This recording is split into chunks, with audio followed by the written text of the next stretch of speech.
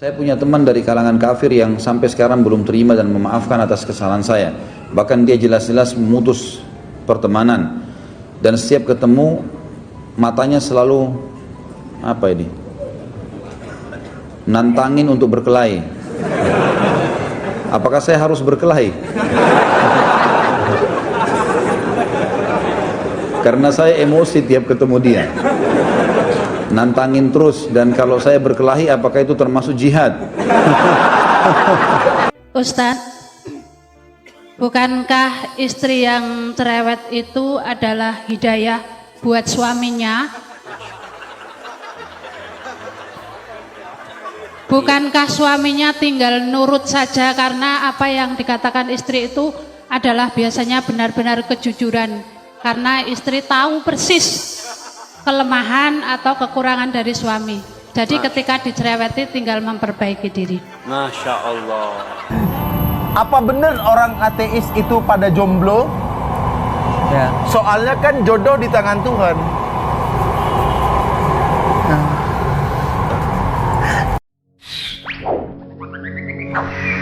Madani Ilmu, Tadabur dan Syiar.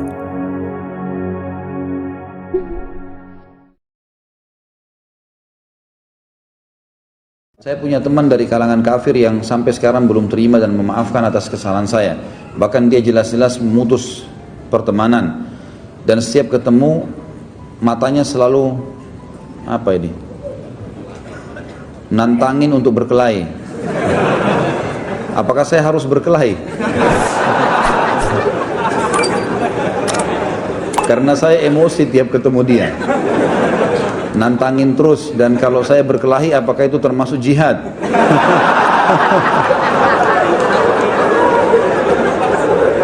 Apabila saya terbunuh apakah saya mati syahid?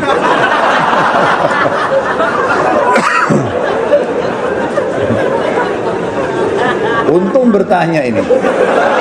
Kalau dia nggak tanya bisa bahaya. Atau salah orang dia bertanya betul-betul besok dibunuh sih.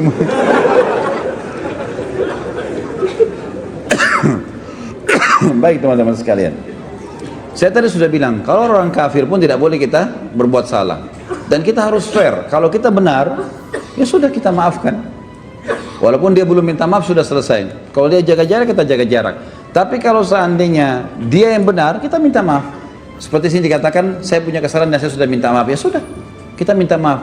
Masalah dia belum maafkan, memang dalam Islam saya bilang tadi ulama mengatakan kita harus cari ridhonya. Ada perbedaan antara kafir zimmi dan kafir harbi. Kafir zimmi hukumnya sama karena dia penduduk wilayah bersama muslimin. Harus kita kembalikan haknya. Misal, tidak cukup teman-teman karena kita muslim, kemudian kita pernah mengambil hak orang lain lalu kita bilang maafin saya tapi kita tidak kembalikan. Misal kita ambil motornya, mobilnya, tidak kita kembalikan, lalu dia marah. Lalu kita anggap ini adalah tantangan. Kalau dia marah, wajar orang marah, mobilnya diambil. Atau apalah diambil gitu kan. Maka ini kita harus cari tahu. Kalau misal betul-betul tidak ada urusan sama sekali, jadi cuma sekedar mungkin dia taruh teh di mejanya, kita kesentuh tumpah, lalu kemudian kita minta maaf, ternyata dia tantangin berantem misalnya. Nah ini kesalahan dia, nggak boleh nih, laporin. Nggak usah berkelahi dulu ya. Tapi di sini kita laporin kepada atasan, laporin kepada semua, jaga jarak dengan dia. Tapi kalau misal dia mulai mukul duluan, ya itu lain. Kita membela kehormatan, beda ini hukumnya ya. Tapi bukan berarti setiap saat kita bisa memukul orang, tidak teman-teman sekalian. Apa hukumnya ngefans dengan ustadz padahal saya sudah punya suami?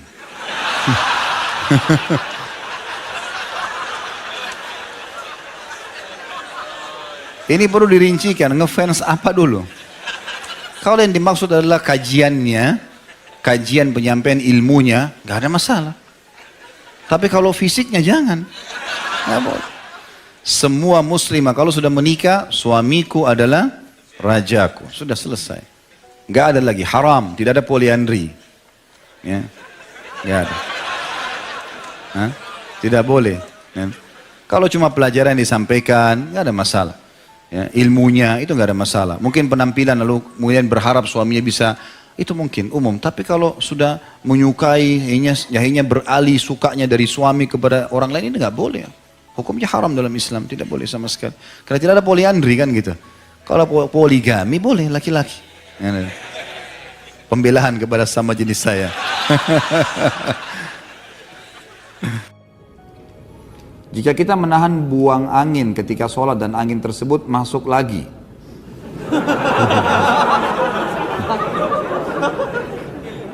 apakah sholat kita batal? Gitu. Sesuatu yang belum keluar dari tubuh kita masih dianggap bagian dari tubuh. Saya kasih contoh. Kan meminum darah haram ya, sudah kita bahas yang lalu kan? Tapi kalau gusi antum berdarah, kemudian ketelan, haram nggak? Kenapa tidak? Hah? Nah, sudah pintar itu. Karena belum keluar dari tubuh. Jadi kalau masih dalam mulut, ini masih dianggap bagian dari tubuh kita. Sama dengan angin tadi, belum keluar, antum merasa kayak masuk kembali kan? Nah itu berarti memang belum keluar. Berarti bagian dari tubuh, gitu kan? Hanya saja teman-teman sekalian, ada larangan untuk sholat kalau kebelet, kencing atau buang air besar. Masuk dalamnya adalah buang angin. Kalau antum merasa nggak enak mau buang air itu, jangan sampai sholat, nggak boleh, ada larangan. Nabi SAW melarang seseorang muslim untuk sholat dengan menahan dua keburukan. Maksudnya buang air besar dan buang air kecil. Allahu a'lam. Setelah berhubungan suami istri, apakah boleh sholat wajib hanya dengan wudhu tanpa junub, tanpa mandi? Nggak boleh lah. Ini iseng aja bertanya. Wajib mandi junub ya akhi. Atau mungkin yang nanya masih bujang kali ini. Belum punya pengalaman ya. Belajar dari Pak Yoyo ya. Haruskah kita menundukkan pandangan apabila menonton TV atau membaca majalah? Kalau anak naik motor, anak menundukkan pandangan, anak takut nabrak Ustaz.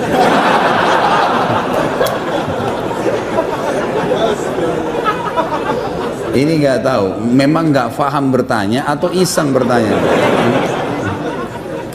Ya akhi, kalau lagi naik motor lihat jalanan, ya, lihat setir, tabraklah.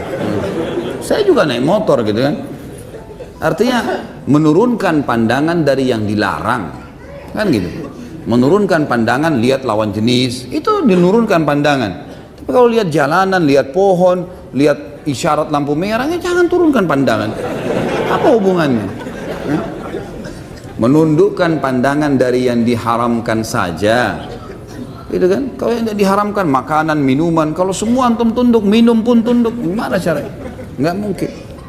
Makanya saya bilang ini nggak ngerti benar-benar atau ada melihat majalah, ada gambar lawan jenis, langkahilah. Nggak perlu gitu. Sebagian ulama di Saudi misalnya, yang saya tahu dari mereka, itu kalau mereka melihat memang harus pun ada majalah, mereka lihat, kemudian ada sesuatu yang memang senonoh lah, tidak layak dilihat, maka mereka kalaupun itu ada di tempatnya, maka dihapus dengan spidol, mereka coret, atau memang mereka tidak perlu baca lembarannya, dilangkain selesai, gitu kan? Atau memang kalau tidak ada hajat nggak usah dilihat sama sekali, lebih penting begitu. Bagaimana dengan nonton TV misalnya? Tergantung apa yang dilihat di sini.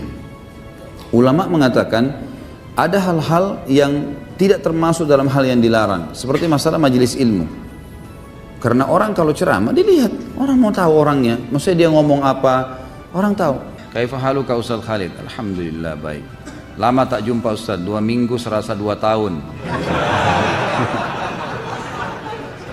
Rasanya kangen kalau nggak dengar tausiah Ustaz Khalid, dengarin di YouTube udah berkali-kali nggak bosan-bosan, sampai istri saya gerah karena yang didengar masalah poligami. Ceramah saya itu ada 300 judul. Poligami itu belum pernah judul khusus ya, cuma pertanyaan. Kenapa antum dengar yang itu? Gitu. Kan masih banyak yang lain gitu. Emang sengaja cari gara-gara kan gitu. Ana mau nanya, apakah ain bisa mengena ke barang atau hanya orang saja? Bisa ke barang. Bahkan di Saudi itu saya dengarkan dari para masyayikh, dari para ulama-ulama kita tuh bisa sampai merusak kendaraan. Ada mobil baru lewat, oh baru ya, bagus ya, itu bisa tabrakan itu. Makanya harus hati-hati. Caranya diobati dengan selalu mengucapkan Masya Allah, Tabarakallah. Nah kalau di Saudi itu sudah menjadi tradisi orang karena mereka faham sekali. Dan ada hadis Nabi, hati-hati teman-teman. Bunyinya gini, kata Nabi SAW, mayoritas umatku mati penyebabnya ain. Penyebabnya ain. Justru karena hasutnya orang. Jadi rumah tangganya orang bisa pecah, usahanya bisa bangkrut, badannya bisa sakit, itu karena ain. Dan obatnya sederhana. Obatnya setiap orang puji, kita mengatakan Masya Allah, Tabarakallah, selalu begitu. Atau kalau kita memuji, kita juga mengucapkan. Walaupun antum tidak punya penyakit ain, tetap harus hati-hati. Setiap muji anak, muji istri, muji suami, muji kendaraan sendiri, Masya Allah, biasakan. Kalau di Saudi itu ditempel stiker tuh, Masya Allah, Tabarakallah, di mobil. Jadi orang begitu lihat mobilnya baca itu dulu, gitu kan. Apakah Ustaz Khalid keturunan orang Arab? Nah. Banyak teman anak keturunan Arab di Indonesia, jika ditanya dalam hal pernikahan, mereka mengatakan tidak boleh menikah dengan selain keturunan Arab, misal dengan pribumi dan lainnya. Dan harus menikah dengan keturunan Arab juga dengan alasan agar keturunannya atau marga Arabnya tidak hilang atau terputus. Apakah benar demikian adatnya? Jika demikian, anak orang pribumi tidak mungkin mendapatkan kesempatan mendapatkan orang keturunan Arab. Ini orang baru ikut pengajian apa? Karena wanita keturunan Arab biasanya cantik-cantik. Lanjutnya saya nggak usah baca ya. Ini dan kalau laki-laki tampan seperti Ustadz katanya. Ini saya nggak tambah ya. Ada keturunan memang. Ya, kakek-kakek saya dari turunan Yaman. Tapi saya sudah pernah bilang teman-teman sekalian. Semua ini marga-marga, suku-suku, bahasa, warna kulit, paras wajah, semua ini adalah variasi kehidupan yang Allah buat. Kita semua dari Adam dan Hawa, gitu kan? Semua dari Adam, tidak ada yang keluar dari Adam dan Hawa. Cuman Allah dengan kemahakuasaannya menunjukkan kebesarannya. Lalu kemudian Allah yang menamakan ini dengan suku-suku tertentu. Itu dulu yang pertama. Dan dalam Islam tidak ada rasisme. Nggak ada dalam Islam, saya Arab, saya Indonesia, saya bule, saya ini, tidak ada dalam Islam semua itu. Karena kata Nabi SAW, la farqa baina Arabin wa ajamin illa bittaqwa. Nggak ada perbedaan antara Arab dan orang ajam selain Arab kecuali dengan ketakwaan. Tidak ada sama sekali, itu memang sudah jelas satu. Bagaimana bunuh diri karena cinta? Apakah arwahnya akan gentayangan tergantung di antara langit dan bumi karena belum ajalnya jadi langit tidak mau menerima bumi pun enggan? Apakah orang yang bunuh diri di dunia maka takdirnya yang ditulis di Lauhul Mahfuz dia akan bunuh diri? Ini bunuh diri itu tidak boleh, haram dalam agama.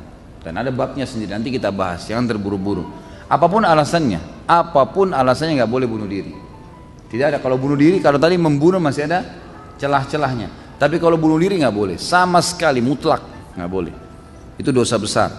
Alasannya apapun, apalagi kalau kena cinta. Apa cinta, mau bunuh diri gara-gara cinta? Saya gila kalau tidak nikah sama orang itu, akhirnya bunuh diri. Kenapa? Gila bener nanti. Apa benar hadis yang berbunyi barang siapa yang melakukan hubungan suami istri di malam Jumat, Kamis malam, maka pahalanya sama dengan membunuh 100 Yahudi? Ini dari mana hadisnya? Hah? Ini hadis maudhu, dusta. Nggak pernah ada. Sudah kalau mau berhubungan aja, nggak usah bawa hadis. Apalagi 100 Yahudi. Ini siapa yang iseng bertanya nih? Kalau mau bunuh Yahudi yang benar datang ke Palestina, nah itu baru benar. Dulu saya suka nyanyi goyang dumang yang ditampilkan oleh artis Cita-Cita atau apa ini. Sehingga kadang saya pengen menghadiri konsernya, hampir-hampir saja saya menjadi fans Cita-Cita tadi itu ya. Tapi saya kembali menyadari kalau apa yang ingin saya lakukan adalah perbuatan yang tidak terpuji. Kemudian saya mulai punya inisiatif yang menurut saya positif, yaitu daripada saya mendengarkan lagu dan goyangan tadi, Cita-Cita itu, lebih baik saya meminta istri saya bernyanyi dan bergoyang. Ya, seperti Cita-Cita tadi. Untuk saya tanpa dibarengan musik karena kebetulan istri saya dahulu pandai bernyanyi dan bergoyang. Apakah inisiatif saya ini diperbolehkan dalam ajaran Islam? Boleh sekali, nggak masalah. Boleh, tidak ada masalah. Pak Yoyo mau praktek ya? Boleh nggak? Jadi hukumnya boleh suami dinyanyikan oleh istrinya, boleh, kan gitu. Dengan kata-kata cinta, lantunan syair itu boleh, nggak ada masalah. Bahkan dikatakan wanita ahli surga, wanita yang bisa membangkitkan syahwat suaminya. Dalam arti kata memang dia diberikan kesempatan seluas-luasnya kalau sama suaminya, boleh saja, gitu kan? Selama tidak ada hal-hal yang haram. Apakah ketika kita sholat kemudian terlintas di memori pikiran kita, misal kita habis nonton film Mahabharata dan film yang ada dewa-dewa, Athena dan lain-lain, kemudian pas sholat terlintas dewa-dewa dan gambaran di film, apakah itu termasuk syirik? Pertama, jangan nonton. Tadi saya bicara tuh jangan, saya bilang anak kecil aja tidak boleh nonton, apalagi orang sudah besar. Ngapain mau ditipu dengan cerita kosong? Itu bohong, dusta. Gitu. Dusta semua itu, jangan dinonton. Akhirnya kan lihat efeknya apa yang syaitan lakukan, dimunculkan dewa-dewa itu. Jadi nggak ingat Allah SWT. Itu bukan syirik tapi dosa. Tak, kalau syirik, kalau anda bilang oh ini Tuhan saya, pas muncul gambarnya dia, anda bilang ini Tuhan saya, nah itu baru syirik, itu nggak boleh, gitu kan? Apakah sholatnya harus diulang? Padahal kita nggak ada niat untuk berpikir ke sana, namun pikiran akal kita menyimpan memori tersebut. Ya tentu saja tidak diulang, nah, kecuali kalau memang kita sudah sampai hal-hal yang membatalkan sholat, seperti misal syirik itu ya, menganggapnya oh ini berarti ini Tuhan saya nih, kita iakan terbawa dalam pikiran, itu baru. Karena tidak boleh mengulangi sholat tanpa ada udzur syar'i. Udzur syar'i itu batal wudunya, belum masuk waktu baru ketahuan, salah menghadap kiblat, nah itu mungkin. Ustaz, anda pernah mimpi dijegal syaitan yang menyerupai sapam, menyerupai sapam komplek rumah ana yang berusaha menjegal anak sholat subuh, dan beberapa hari kemudian sapam tersebut ternyata meninggal dunia. Apakah itu perbuatan syaitan? Tentu saja ya. Ini kan mimpi, syaitan memang begitu, bisa saja. Apalagi sholat subuh, memang sholat subuh itu kata kunci. Kalau kita dibuat takut-takut sholat subuh itu berarti dari syaitan memang, karena memang dia tahu kalau sholat subuh kita nggak bisa ganggu kita seharian sampai besok subuh lagi ya, dijamin. Besok sholat lagi dijamin lagi sampai subuh, nggak bisa diganggu sama dia. Bisa saja, tapi kalau masalah sapam itu meninggal dunia beberapa hari kemudian itu karena ajal, nggak ada hubungannya sama mimpi anda, gitu kan? Saya sebagai pelaut sering berlayar, berminggu, bahkan pernah berbulan-bulan. Masturbasi atau onani dan melamun lagi hubungan suami istri, apa ini? Sambil menatap foto istri, apakah ini bid'ah?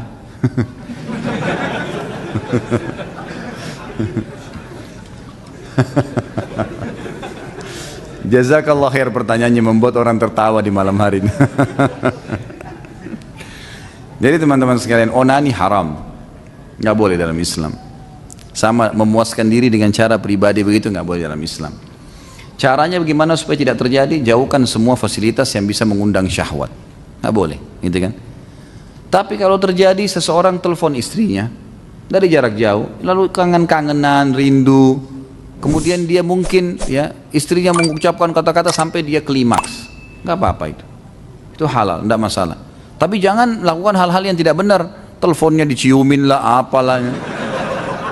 Itu bukan istri, itu telepon, apa mau dicium gitu. Jadi jangan aneh-aneh, tinggalkan fasilitas-fasilitas ini, gitu kan? Caranya tinggalkan hal-hal yang berbau. Kalau memang istri lagi telepon, ya ucapin sayang, mungkin rindu iya, tapi jangan ke hal-hal yang tidak baik. Insya Allah kalau antum sibukkan diri dengan ibadah, maka aman gitu. Bagi supir bus antar kota saat puasa dan sholat, apakah mendapat keringanan hukum seperti musafir? Doakan supaya saya dimudahkan jodohnya. Kalau tanya tentang supir saja, harus selip jodoh ini. Kasihan betul bujang-bujang. Baiklah, mudah-mudahan menikah cepat. Aminnya masya Allah. Kalau seseorang itu sudah rutin menjadi sebuah kebiasaannya, dia bukan musafir lagi sebenarnya. Hari ini berangkat, besok berangkat, bolak-balik, itu sudah bukan musafir dia. Karena jalur rutinnya dianggap sudah tidak safar lagi. Sama dengan dia mukim di antara dua perjalanan itu, ya. Jadi sebaiknya dia sudah tidak mengambil hukum musafir. Karena musafir itu memang orang yang datang, dia balik, belum tentu dia kembali lagi. Allahu alam kapan dia kembali. Tapi kalau sudah begini, yang setahu saya sudah tidak dianggap lagi musafir. Ya, tetap dia sholat. Mungkin ya kalau sholat memang dia khawatir nggak bisa dia berhenti, lalu dia jamak di perjalanan mungkin masih bisa. Tapi kalau batal puasa saya sarankan tidak usah. Terkait olahraga dan keluarga, saya senang bersepak bola, namun istri saya selalu ngambek dan kesal tiap kali saya bermain bola, padahal hanya 1 kali seminggu. Dan kalau istri saya ngambek, dia selalu minta dipulangkan ke orang tuanya.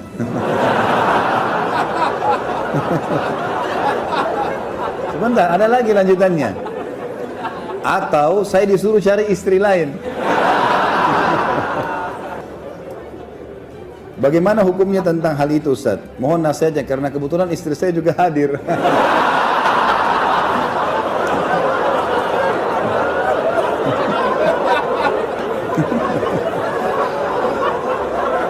La haula. Tapi kalau yang kedua mungkin senang suaminya. Suruh cari istri lain gitu. Kira-kira kalau tiba-tiba suaminya nikah lagi gimana nih? Akhirnya dia bilang, coba dari dulu saya suruh main bola saja. Bagaimana cara menasihati kakak yang jika diajak sholat berjamaah di masjid mengatakan, aku nggak mau kelihatan riya karena sholat dilihat orang. Yang penting kan sudah sholat di rumah, nggak perlu dilihat orang. Inilah waswas syaitan. Harus dilawan, gimana caranya? Perintah Allah dan Rasulnya begitu? Ini waswas syaitan ini, tidak boleh. Tapi jika kira ada tahlilan berjamaah, beliau datang dengan mengatakan, kita ini hidup bermasyarakat, nggak bisa hidup sendiri. Kalau kita mati siapa yang mau ngubur kalau bukan tetangga gitu kan? Ini waswas syaitan luar biasa, ini permainan syaitan ke dia. Sampaikan apa adanya, tugas Anda sampaikan saja. Selebihnya doakan, kita nggak bisa mengubah orang itu. Apakah termasuk sihir orang yang mencari pesugihan dengan memelihara tuyul dan babi ngepet?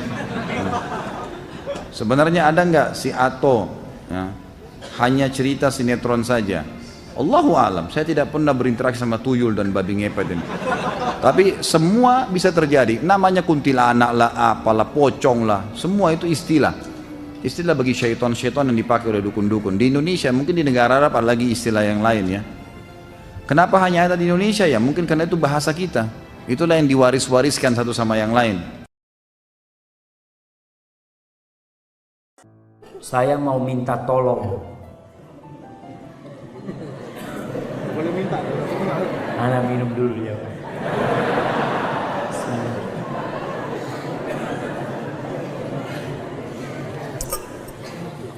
Minta tolong nasihat untuk para suami. Nah, berarti Ana termasuk kan jemaah? Yang sering sekali marah sama istri dan anak-anaknya, tapi selalu baik di hadapan orang lain. Termasuk sifat munafikkah ini Ustaz? Masya Allah. Ini pertanyaan ibu-ibu yang terakhir. Jadi jemaah, ya memang yang pertama ibu-ibu harus sabar menghadapi suami yang suka marah.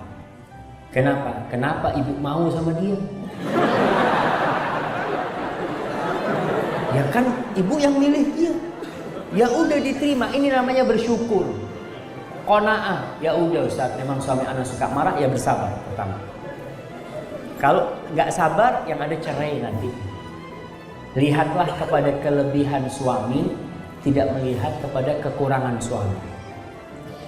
Kalau ibu melihat kepada kekurangan suami, insya Allah nggak ada yang punya istri di sini. Assalamualaikum warahmatullahi wabarakatuh. Ustadz, bolehkah ana berpoligami? Kebetulan ana mengajak istri ana kajian malam ini. Berharap istri ana paham kalau suami kawin lagi diperbolehkan dalam agama Islam. Karena setiap ana ngomong ke istri minta izin untuk menikah lagi, istri ana langsung sesak nafas dan marah, bahkan mengancam akan menzalimi akhwat yang ana nikahi. Padahal ana belum sempat menikah lagi. Dosakah istri ana atas sikap tersebut? Dan kenapa Ustadz tidak berpoligami seperti Ustadz-Ustadz lain?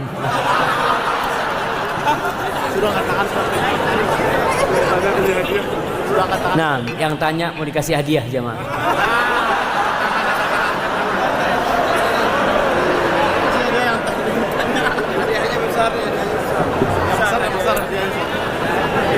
Mana jemaah? Kayaknya istrinya ini kasih hadiah. Janganlah, jangan dikasih hadiah jemaah. Baik. Poligami itu memang nggak harus izin istri.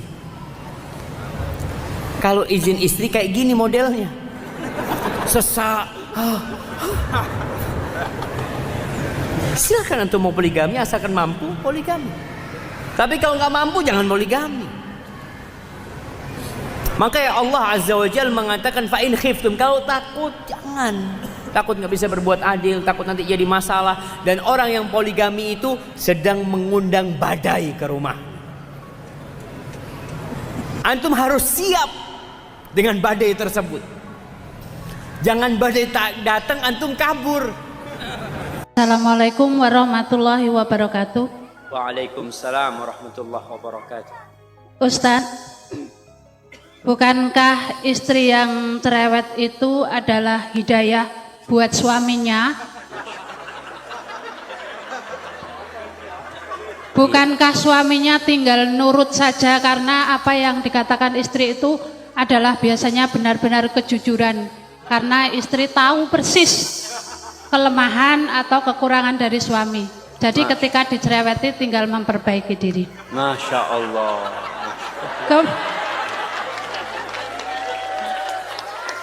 Kemudian kadang-kadang bukan istri yang tidak atau kurang bersyukur, tetapi suami itu senang dipuji. Padahal kata Ustadz Abdul Tuasikal, ketika ada yang memuji supaya dilempar dengan pasir kayak nggak salah. Apakah seorang istri juga karena suami butuh dipuji, apakah boleh memuji, dan bukankah pujian itu juga merampas haknya Allah bagi para suami yang senang-senang dipuji itu? Masya Allah. Kemudian Berapa pertanyaannya Ustaz? Ustadz, dolim itu boleh dibalas dengan dolim kan? Kalau suami mecah piring, bolehkah istri juga memecahkan piring? Masya Allah. Iya. Yang terakhir, Wah, ini sekawan ini, Bu. bukankah yang bisa berjumpa dengan Allah itu adalah orang yang qalbun salim? Kemudian bagaimana caranya untuk bisa qalbun salim? Lalu apa yang menyebabkan tiba-tiba tidak bisa jadi sholat malam? Lalu apa yang menyebabkan sholat tidak khusyuk? Billahi taufiq wal hidayah. Wassalamualaikum warahmatullahi wabarakatuh. Waalaikumsalam warahmatullahi wabarakatuh. Satu lagi dari Bapak wonten. Ini mau jawab pertanyaannya Satu. Ibu kayaknya Ustaz. Bapak-bapak, Bapak satu aja sini. Ini dari toko Saking Gedang Sari. Ini jauh nih Ustadz, nih Gunung Kidul paling utara. Masya Allah. 40 kilo itu.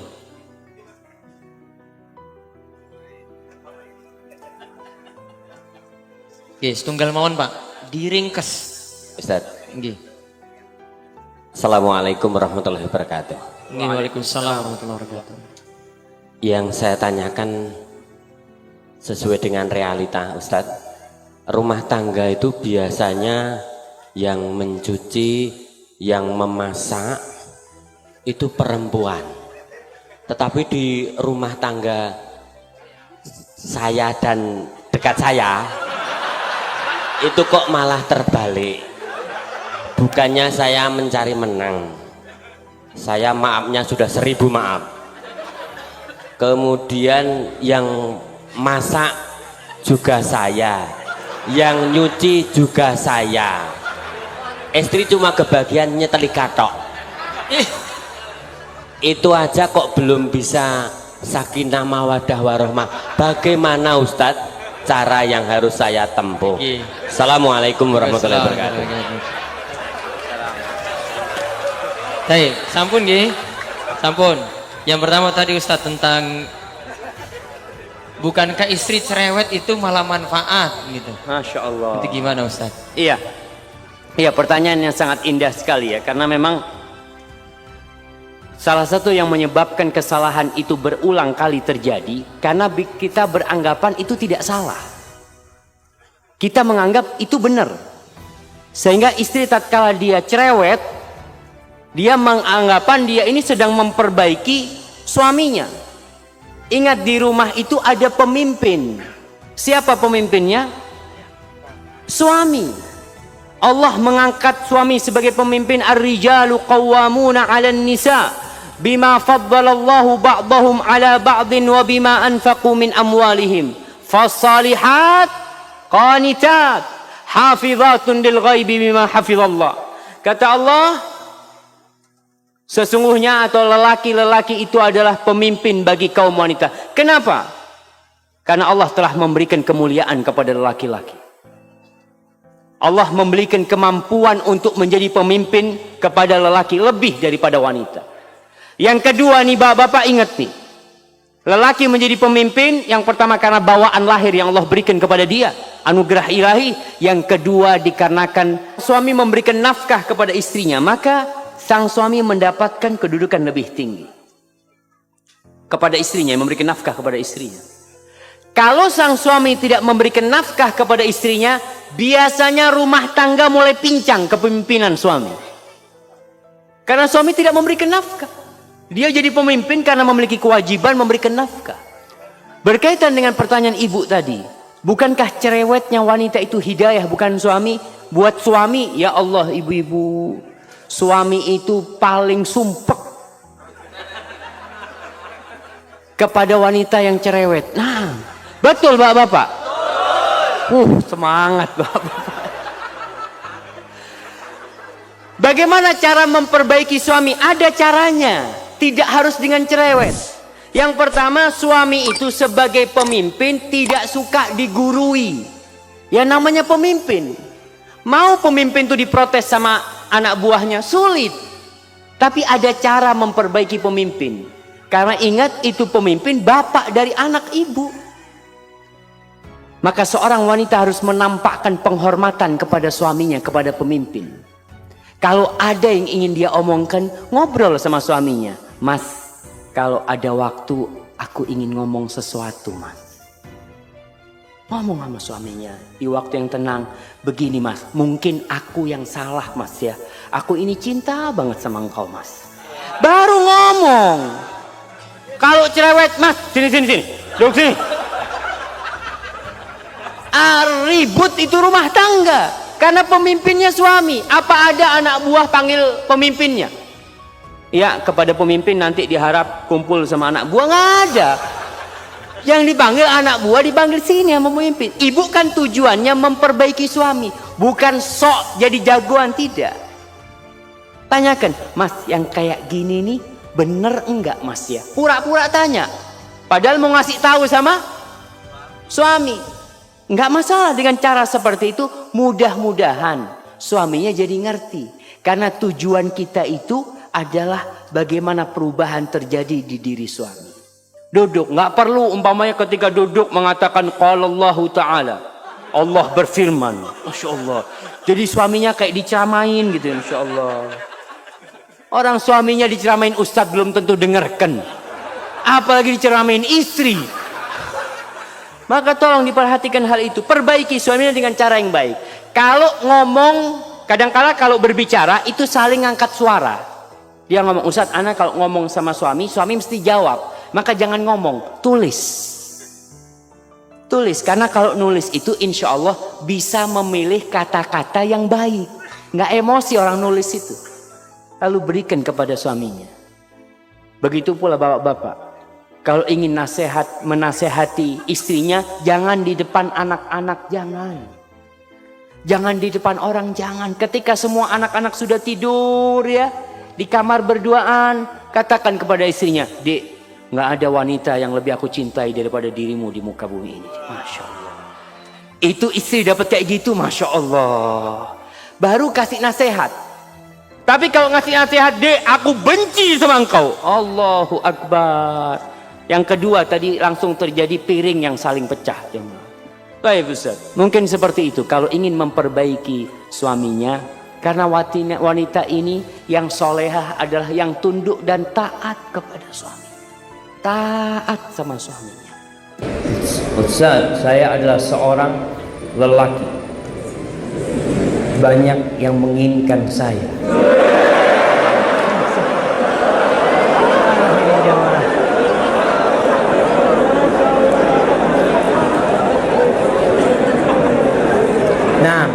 Nah, tenang jamaah. Kadang-kala ada yang baper jamaah. Dan terus terang, kita tuh kadang-kala bukan baper ya, GR. Apa GR itu? Apa? Gede rumongso. Iya, merasa banyak yang ngantri. Mana ini perempuan tuh kirim proposal kan Ustaz untuk ngelamar dia umpamanya. Ini lelaki mungkin karena kesolehan dia, mungkin karena ketampanan dia, mungkin karena fulusnya dia. Apakah saya memilih yang cantik tetapi masih malas ibadah, atau saya memilih yang sangat beriman tetapi wajahnya tidak terlalu memikat hati saya? Jamaah, kalau bicara wajah, pelajaran sudah sampaikan. Kecantikan itu tidak bertahan lama. Antum kalau menikah karena kecantikan dia, insya Allah setahun kecantikannya hilang. Karena apa? Karena sudah terbiasa untuk melihat. Kalau dulu di kuliah dia gadis yang paling cantik, ketika udah jadi istrimu, engkau pandang-pandang ternyata biasa-biasa aja. Tuh perempuan yang nggak jadi istrimu, kau lihat, ya Allah ternyata lebih cantik dia. Itu terjadi. Oleh karena itu Rasul Sallallahu Alaihi Wasallam sudah memberikan kriteria. Fadfar bidzatid din taribat yadak. Kau kalau ingin hidup berbahagia, carilah yang agamanya baik. Selamat engkau.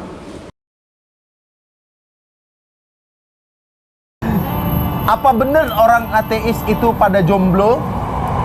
Ya. Soalnya kan jodoh di tangan Tuhan.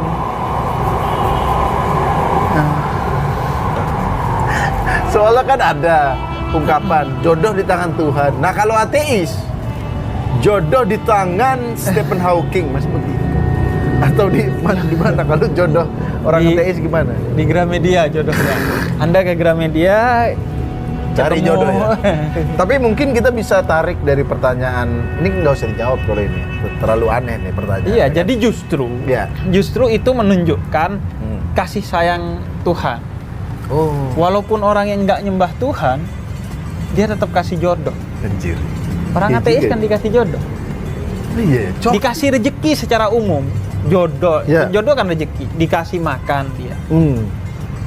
Jangankan manusia ya, hewan aja ya. Kambing, rusa itu masih ada pasangannya. Iya. Sedangkan Coki sudah ateis, tidak punya agama, tidak punya pasangan lagi. Kalah dengan rusa loh Coki. Sorry, jin itu juga ada pasangannya kan? Gak ada pasangannya. Jin loh Coki. Jin loh. Semua malam ada pasangannya, siang. Ya oh masih Coki. Jangankan makhluk, malam aja lo masih ada pasangannya Coki. Coki sudah tidak ada agama, tidak ada pasangan. Nah mungkin kita agak bahas sedikit jodoh ya. Bener nggak ungkapan jodoh di tangan Tuhan? Ada orang yang udahlah nanti tunggu aja, dia jodoh pasti Iya, datang. Sebenarnya Ya. bukan itu, ada 3 kan yang populer. Ya. Jodoh, rezeki, dan maut Ya, di tangan Tuhan. ya. Sebenarnya bukan cuma 3 ini, ya semua takdir itu ya di tangan Tuhan ujung-ujungnya. Oh, Tapi iya. bukan sepenuhnya kemudian semua di tangan Tuhan. Ada usaha kita juga. Ada usaha juga dari manusia. Ya, ya, ya. Jadi Tuhan memberikan hukumnya begini dan begitu. Kalau Anda ikuti itu hukum, maka Anda Sampai akan jalan. sampai. Oh. Misalnya hukumnya orang mendapatkan jodoh gimana? Ya dicari dong jodohnya.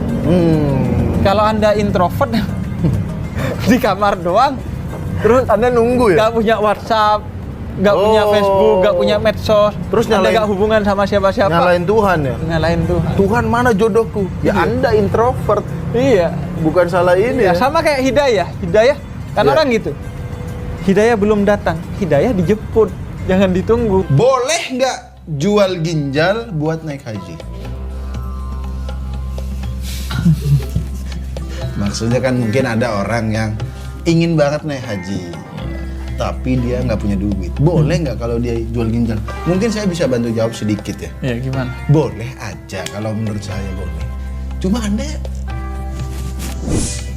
pas tawaf begini Anda. Ya kan? Apalagi kan di sana panas. panas. butuh cairan banyak. Iya, dan- Kalau ginjal Anda dijual, Iya. Atau disewain aja dulu, disewain, dipasang di sana. Ya, maksudnya, tapi boleh secara hukum tuh. Boleh nggak sih orang tuh memaksakan segitunya sampai naik jadi haji, gini, sampai jual ginjal? orang kalau jual ginjal untuk naik haji, Ya. maka dia akan mendapatkan 2 kegagalan. Yang pertama gagal ginjal, Ini baru lucu, lucu. Nih. yang kedua dia gagal haji. Kenapa? Kenapa? Karena di Quran surah Ali Imran 97 haji itu manistata'a ilaihi sabila, bagi orang-orang yang mampu. Bahkan kata Nabi dalam salah satu hadisnya, Ya. ini agar tidak begitu tersesat. Jadi Ada sumber ya? Ada sumbernya. Iya, iya. Jadi Abdullah bin Amr bin As periwayatnya. Katanya kata Nabi, jadi dosa bahkan kata Nabi, orang yang memaksakan untuk berhaji. Oh gitu. Misalnya sampai jual tanahnya, jual sawahnya, apalagi sampai jual Jual ginjal. ginjal. Nabi aja gak kepikiran sampai ada orang jual ginjal untuk haji. Bahkan kalaupun kita gak dari jual tanah, kita punya duit, kita untuk haji, tapi kemudian kita mengabaikan nafkah untuk keluarga, bahkan bukan untuk diri kita sendiri, nafkah untuk keluarga kita abaikan, itu dosa. Karena lebih penting Kata Imam Al-Mawardi. keluarga tadi ya. Karena harus bagi yang mampu. Mampu itu bukan hanya diri, tapi mampu keluarganya juga Iya, untuk iya. dicukupi. Dan bukan hanya mampu secara finansial, Fisik juga. secara fisik dan secara mental juga. Iya. Iya, artinya sampai dirinya betul-betul mampu untuk berangkat haji, Iya. mampu meninggalkan keluarga dengan nafkah yang cukup. Jangan sampai. Dan bahkan kata Imam Al-Mawardi ini, yang dimaksud mampu itu termasuk mampu mengongkosi berangkat dan pulangnya. Kalau berangkat doang itu mah TKI. Iya, nah banyak orang kan Oh iya. yang umroh. jadi TKI hanya karena mau berangkat haji, maksain. Akhirnya berpisah sama keluarganya, akhirnya rumah tangganya berantakan, Pastikan tuh cerai. tiketnya PP ya gitu ya. Nah, pastikan tiketnya BP itu disebutkan oleh Imam Mawardi. Berarti ginjal Anda 2 yang dijual. Buat pulang pergi ya kan. Secara umum memaksakan dalam semua ibadah, atau berlebihan dalam semua ibadah itu tidak boleh. Ada seorang pemuda yang sama Nabi ditegur karena berpuasa tapi dia gak buka, gak sahur. Akhirnya dia asam lambung. Ditegur kata Nabi, jangan berlebihan dalam Iya, ibadah, iya. secukupnya aja, Secukupnya sesuai dengan aja. tuntunan. Bang, kalau ada orang ditato 2 kalimat syahadat, hukumnya gimana? Ini memang agak susah karena kan tato itu nggak boleh. Haram. Tapi kalau haram, tapi kalau ditato 2 kalimat syahadat, Enggak. Inti kan kalau olahraga nih, kita Ya. mau fitness. Pemanasan dulu. bener. Jangan langsung yang berat-berat. Yang ringan-ringan dulu. Ini kenapa langsung tato? Kan, Kali dua kan kalimat gampang syahadat. pertanyaannya, apa hukum tato? Ya haram dong. Nah, tapi kalau 2 kalimat syahadat mau diharamkan tapi itu 2 kalimat syahadat, emang pemuda tersesat bulan puasa beres bukannya sadar makin cari celah ya. Gimana tuh, Bib? Kan Ya. yang tato dulu, Des. Haram nggak? Tato hukumnya jelas. Ya, tidak Haram boleh. dalam Islam. Haram. Oke. Nah, 2 kalimat syahadat, boleh Anda tato 2 kalimat syahadat. Tapi pilihannya di 2 tempat.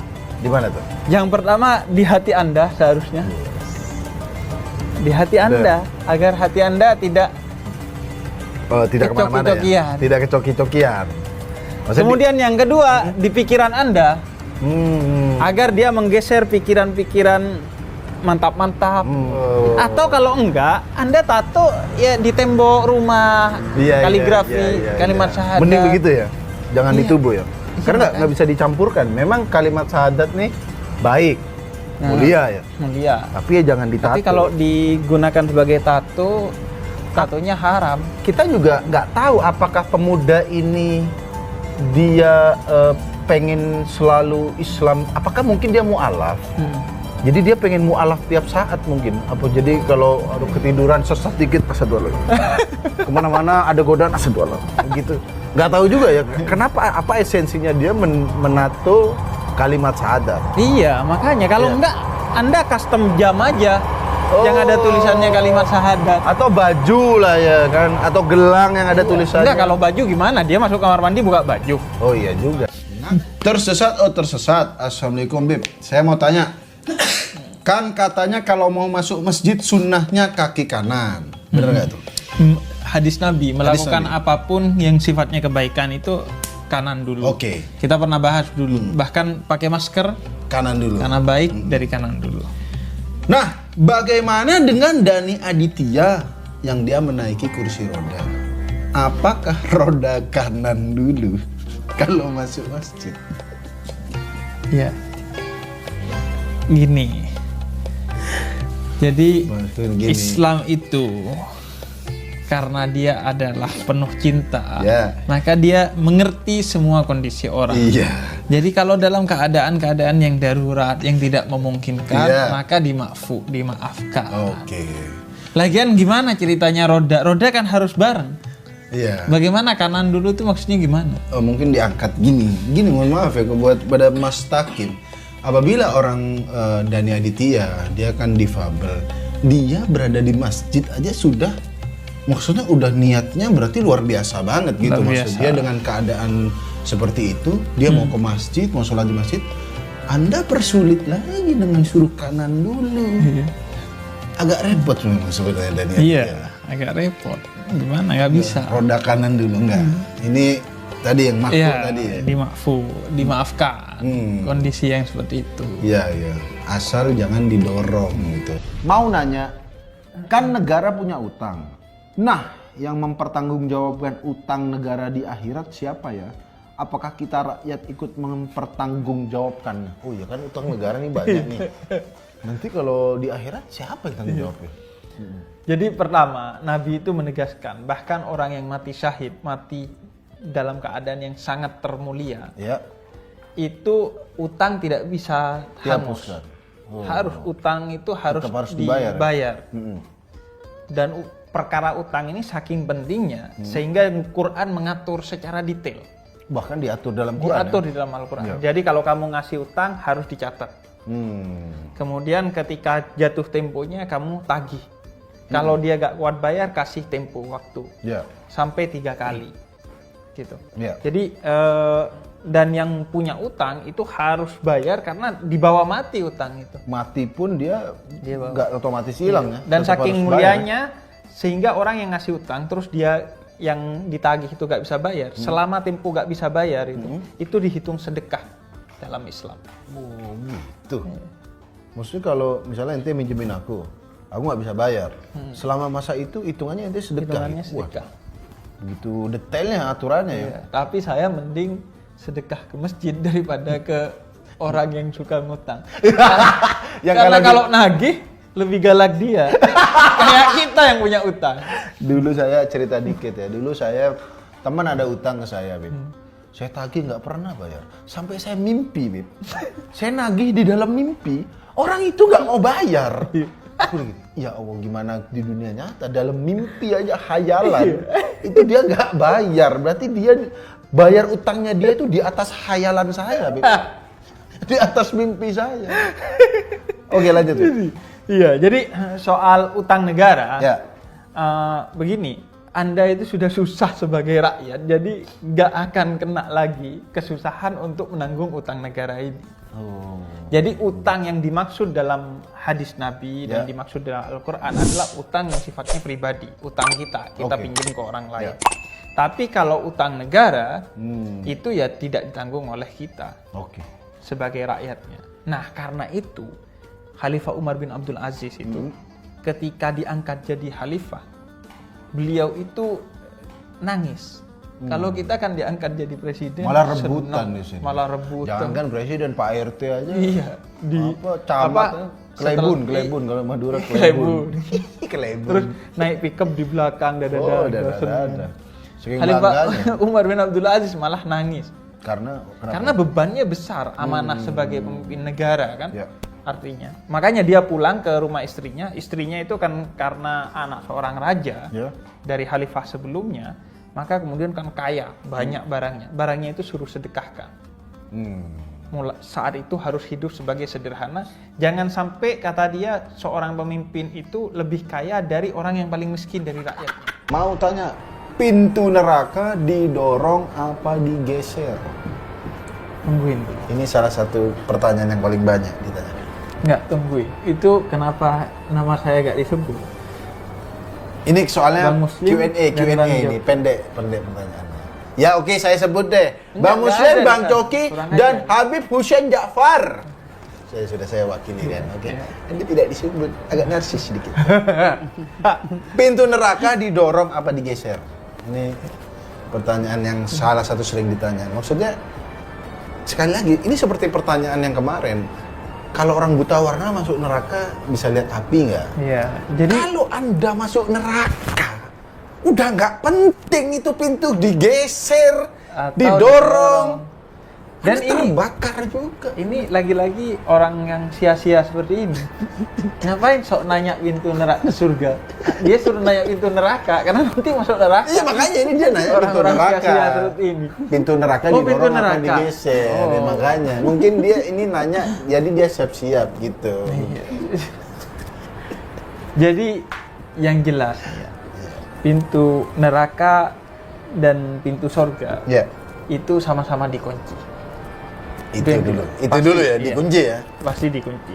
Ya. Terus kuncinya pintu surga itu Nabi bilang dalam salah satu hadisnya, miftah babil jannah la ilaha illallah Muhammadur Rasulullah. Kunci pintu surga itu syahadat. Artinya selalu bersyahadat, beristighfar, itu kunci pintu surga. Kunci pintu surga. Kunci pintu neraka ya bermaksiat. Itu kuncinya. Saya tinggal bersama teman yang non-muslim. Saya taat meski subuh sering bolong. Saya sering disetelin lagu rohani dengan volume di angka 30. Kira-kira saat saya sedang sholat di kosan. Gimana hukumnya? Apakah pahala saya berkolaborasi? Aduh, berkolaborasi. Sebelum kita jawab, kita cukup kagum ya. Bahwa ternyata ada orang Kristen. Biasa kan kita yang nyetel lagu kenceng-kenceng. Ternyata ada orang Kristiani yang berani nyetel lagu rohani dengan volume 30. Ini cukup Itu luar biasa. dia bukan cuman, kan pasti yang nggak baik gitu di setiap agama pasti nggak boleh kan, Oh, di semua iya. agama. Iya. Jadi dia ini bukan hanya nggak baik menurut agamanya dia, Tapi tapi juga nggak tahu diri. Udah minoritas. udah minoritas. Tolong buat teman-teman minoritas, ini kan Anda nyetel lagu rohani kira-kira 30. Tolong Anda jangan ambil job desk kami. Yang nyetel kenceng-kenceng tuh biar kami aja. Oke, jadi buat teman-teman minoritas nggak usah lah ya. Nggak cuman pertanyaannya dia juga Ya. di awal udah salah. Ya. Saya taat meski subuh bolong-bolong. Berarti tidak taat. Anda taat magang mungkin. Taat magang Anda. Iya, karena Ya. sholat itu tiangnya agama. Sholat itu yang pertama dihisab kata Nabi nanti Ya. di akhirat. Kalau sholat Anda aja masih golong-golong, berarti Anda agamanya gak ada tiangnya. Ada. Dan Anda pertama, Propos. ibarat kata nanti pertama dihisab di akhirat, pertama dihitung, udah minus. Belum ada angka sudah minus. Dan Sholatnya dia udah bolong-bolong. Dan ngakunya saya taat. Iya, taat tapi Belum. sholat bolong-bolong. Belum taat. Belum. Anda yang wajib dulu Iya. semua, baru Anda bisa klaim taat. Terus gimana hukumnya? Apakah pahala saya berkolaborasi? Tidak dong. Mungkin dia karena sholat, dengerin rohani dari agama lain, berkolaborasi enggak? Ya, Lagian sholat ya, kalau sholat ya. sebenarnya Ya. kalau orang sholat secara khusyuk itu ya dia tidak akan terganggu Oh. dengan apa yang Ada di berada luar-luar ya? Iya. Tapi kalau sudah sholatnya tidak khusyuk, jangankan yang di luar, yang di dalam aja bisa mengganggu. Setiap langkah ke masjid kan dihitung pahala. Aneh ke masjid pakai motor, dihitungnya per tetes bensin atau enggak? Terus kalau dihitung per bensin, pahala saya sedikit dong. Soalnya motor saya injeksi. Bensinnya irit. Beli tahun 2017, no lecet, sering dipakai sholat, minat japri. Malah dagang. Dagang. Ahmad. Saya sering beginiin. Wih. Jadi saya bikin di Twitter tuh Ya. atau di Instagram kata-kata nasihat yang bagus, bijak. Terus rame, yang Iya. retweet 3.000, yang nge-like 10.000, di bawah banyak yang dagang. Iya, tolong itu muhasabah diri Anda ya. Ini Habib dakwah. Dakwah Anda tunggangi pakai. Berdagang di tempat dakwah. Itu gimana orang lagi dakwah ya? Itu jualan Netflix biasa tuh. Kayaknya itu karena kemarin minggu lalu di Kultum Pemuda Tersesat saya nasihati agar gak nganggur. Malah kerja apapun ya. Kerja malah nyampah di TL saya.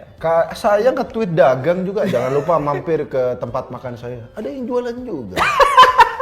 Saya marah dong, omelin. Mohon maaf kepada Mas, boleh dagang, tapi jangan di tempat dagang dong, ya kan?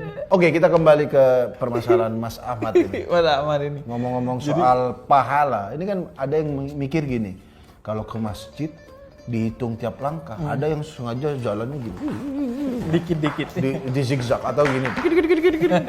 Berarti orang cebol banyak pahala dong. Karena langkahnya kecil. Iya. Makanya coki itu banyak pahalanya kalau di Islam. Kalau dia ke masjid, kakinya kan ini. Obol, cobol, coki cebol.